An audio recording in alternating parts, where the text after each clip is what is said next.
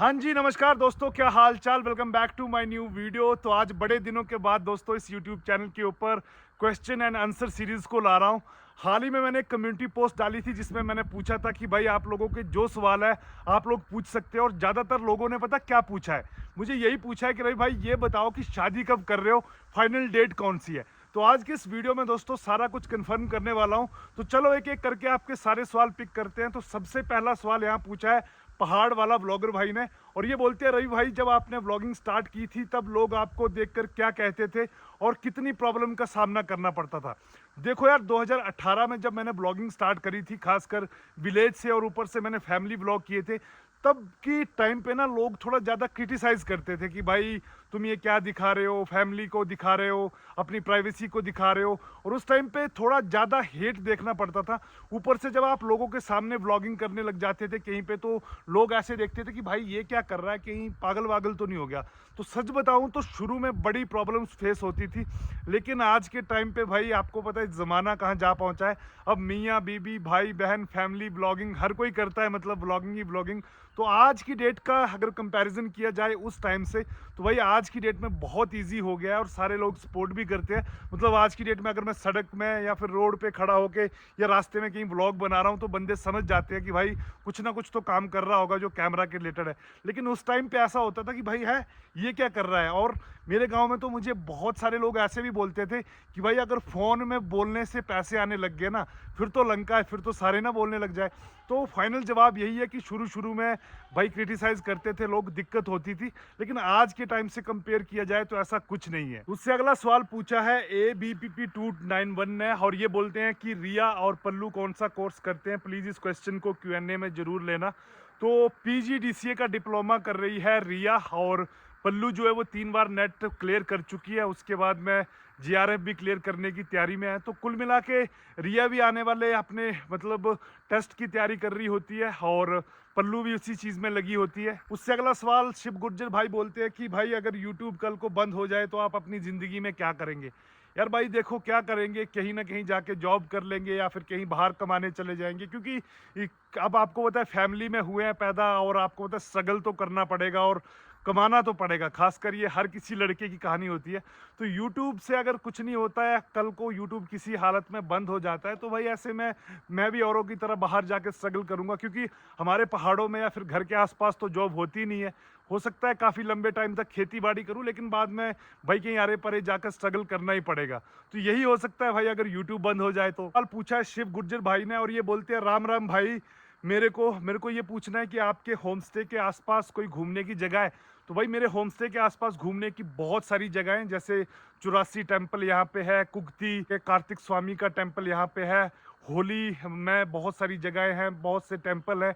तो यहाँ के जो जगह है ना दोस्तों, उनको टेम्पल के नाम के ऊपर वो ज़्यादा मशहूर है, लेकिन जगह एक से एक प्यारी है। ग्रेट वाटरफॉल साथ में है, बहुत सारी जगह है, भरवानी माता टेम्पल है।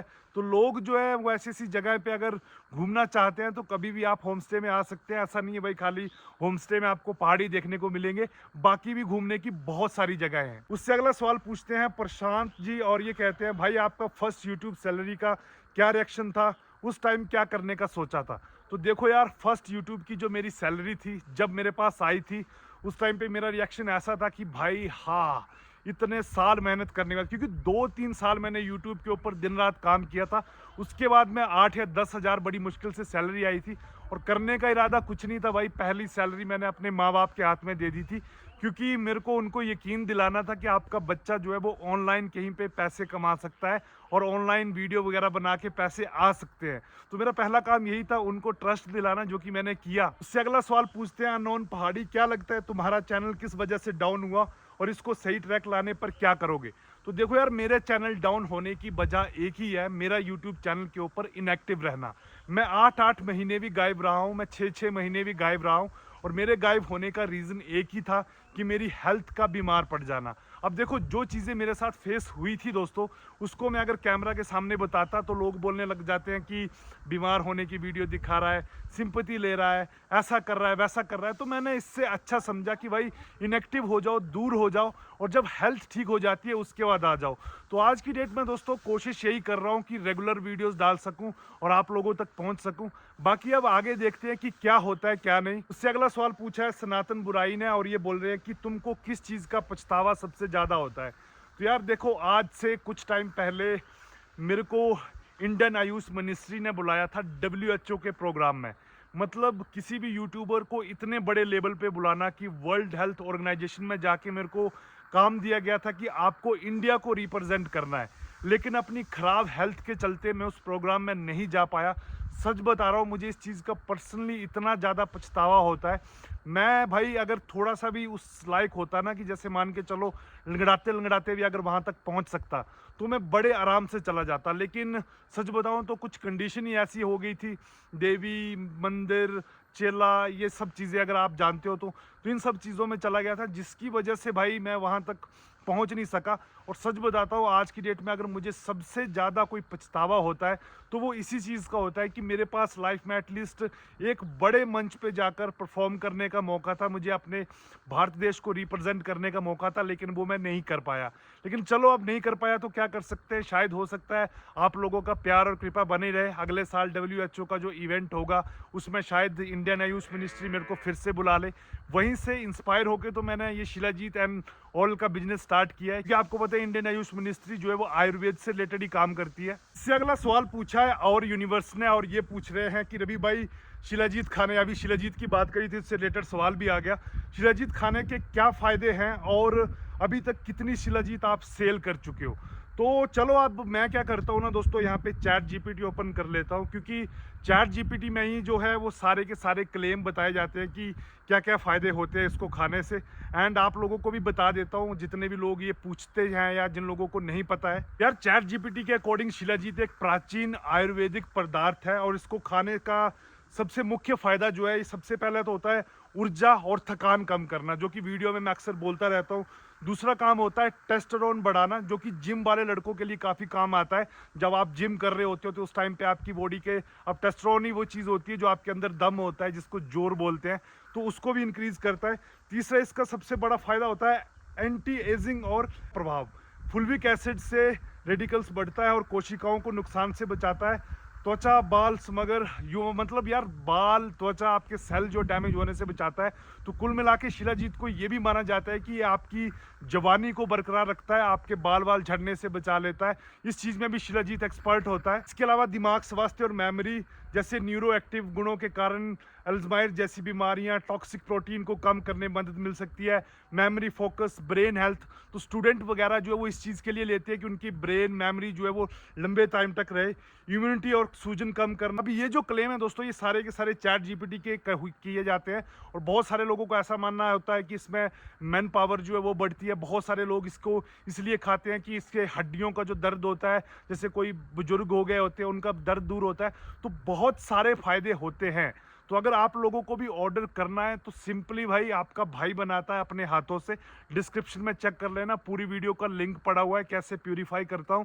और अगर आपको चाहिए तो आप सिंपली मेरे को व्हाट्सएप नंबर पे मैसेज कर सकते हैं और ऑल ओवर इंडिया में आपके घर तक जो वो डिलीवरी हो जाती है। तो रही बात सेल करने की कि अभी तक कितना शिलाजीत में सेल कर चुका हूँ, तो अभी तक 3 बैच जो है मैं निकाल चुका हूँ। मतलब 3 बार मैंने शिलाजीत को मेल्ट किया है और निकाल दिया है। इवन आज या कल भी मैं सोच रहा हूँ कि 4th बैच भी निकालूं और उसको भी कर दूं, क्योंकि बहुत सारे लोगों को ना अब पता चल गया होगा कि भाई इसके फायदे क्या क्या होते हैं। और आप लोग भी टेस्ट करने के लिए एक ना एक बार मंगवाओगे और बहुत सारे लोग जो मंगवा रहे हैं। उससे अगला सवाल पूछती है अंशिका शर्मा, यूट्यूब से इनकम होती है क्या। हाँ अंशिका जी, यूट्यूब से इनकम होती है, लेकिन उतनी नहीं होती जितनी की मतलब पहले हुआ करती थी। आज की डेट में काफ़ी ज़्यादा लो हो गई है, लेकिन फिर भी मैं अगर वीडियोस डालता रहता हूं तो क्या है कि पुराने चैनल को थोड़ा आरपीएम अच्छा मिल जाता है, जिससे कि वजह से बस दाल फुल्का चल जाता है, इतनी इनकम हो रही है। उसके बाद मैं सोनूमी ऑफिशियल पूछती है अभी आपका होम स्टे है कि नहीं। हम उड़ीसा से देख रहा हूँ। जी हाँ, मेरा होम स्टे अभी तक खुला है, आप कभी भी आ सकते हैं। और पिछले क्वेश्चन में तो मैं ये भी बता चुका हूँ कि भाई कौन कौन सी घूमने की यहाँ पे जगह है, तो होम स्टे खुला है। उससे अगला सवाल पूछा है स्टडी विद हिमांशु ने, और ये बोलते हैं रवि भाई अपने फादर के नहीं होने के बाद पूरी फैमिली की जिम्मेदारी, तो आपको स्टार्टिंग में कभी लगा नहीं कि अचानक से इतनी जिम्मेदारी, कैसे आपने ये सब मैनेज किया। तो देखो यार, मैनेज किया नहीं, इवन मैनेज आज की डेट में भी कर रहा हूँ। और कहते हैं किस्मत का लिखा, यार क्या किया जा सकता है, अब जिम्मेदारी आनी थी तो आ गई। बस यार ये होता है कि लाइफ में हमने बहुत कुछ प्लान किया होता है, मतलब अलग अलग तरीके से, लेकिन जिम्मेदारी के चलते हम वो चीज़ें नहीं कर पाते हैं। बहुत कुछ देखना पड़ता है, घर परिवार फैमिली, और मैंने तो बड़ी चीज़ें देखी हैं। तो यार अब कैसे किया, चलो भगवान की कृपा रही होगी और ऊपर से पिताजी का आशीर्वाद भी रहा होगा, जिसकी वजह से आज की डेट में भी जिम्मेवारी है, कल भी थी, और धीरे धीरे मैनेज कर रहे हैं भाई। अब सबसे ज़्यादा लोगों ने जो पूछा है कि भाई शादी कब करोगे, शादी कब करोगे, तो उसका जवाब दे देता हूँ। देखो यार, ऐसा है कि बहुत लंबे टाइम से मैं किसी भी लड़की वड़की से बात नहीं करता हूँ, और सच बता रहा हूँ क्योंकि मेरा दिल ही नहीं करता भाई बात करने का। मैंने एक दो बार ट्राई किया, लेकिन मेरे को लगता है कि फिर इतना लंबा टाइम कौन देगा, और फिर कुल मिला के ऐसे होता है भाई कि बात हो ही नहीं पाती। तो आज की डेट में मैंने क्या है कि अपने घर वालों को बोल दिया है कि भाई आपको जहाँ पे जैसा सही लगता है, मैं सीधा हाथ जोड़ के वहाँ पे ऐसे करूँगा कि हाँ भाई, जैसी लड़की है तैसी है, शादी होनी चाहिए, मतलब कुल मिला के ऐसा बोल दिए जैसा हो जाएगा, मतलब जैसा मेरा घर वाले चाहेंगे वैसा करूँगा। तो अभी तक तो कोई डेट कंफर्म नहीं है, क्योंकि मम्मी जो है ना वो बातें करते रहते हैं, किसी से लगाते रहते हैं, कोई भी आंटी अंकल या कोई मिलता है। तो जैसे ही भाई आपको कोई 6 फुट का आपका भाई है, कोई इतनी लंबी हानी जोड़ी जिसको घर वालों की चॉइस मिल जाती है, तो उसी दिन कर लेंगे शादी भाई, कोई टेंशन वाली बात नहीं। लेकिन आज की डेट में कोई ऐसा प्लान नहीं है या फिर कोई फिक्स नहीं है, और ऊपर से कोई पर्सनली गर्लफ्रेंड होती तो फिर ऐसे में मैं आप लोगों को बता देता। तो यार ये है, दिल नहीं करता है, पर अब चलो क्या किया जा सकता है। और बाकी भाई मैं तो यही बोलता हूँ मम्मी को, मम्मी नाराज़ हो जाते हैं, मैंने कहा होगी या नहीं होगी कोई पता नहीं है, पर चलो आई होप कि आप लोग भी बोलते हो कब करोगे कब करोगे, तो शायद जल्दी आपको देखने को मिले, लेकिन कब मिलेगी इसका कोई पक्का नहीं है। तो आई होप दोस्तों आज का ये वीडियो आपको अच्छा लगा होगा। वीडियो अच्छा लगा तो प्लीज़ वीडियो को लाइक एंड शेयर करना ना भूलें, नए आए हैं तो चैनल को सब्सक्राइब करना ना भूलें। आप लोगों से फिर मुलाकात होगी अगली वीडियो में। भगवान कर आपका समय शुभ हो। Take care and Tata.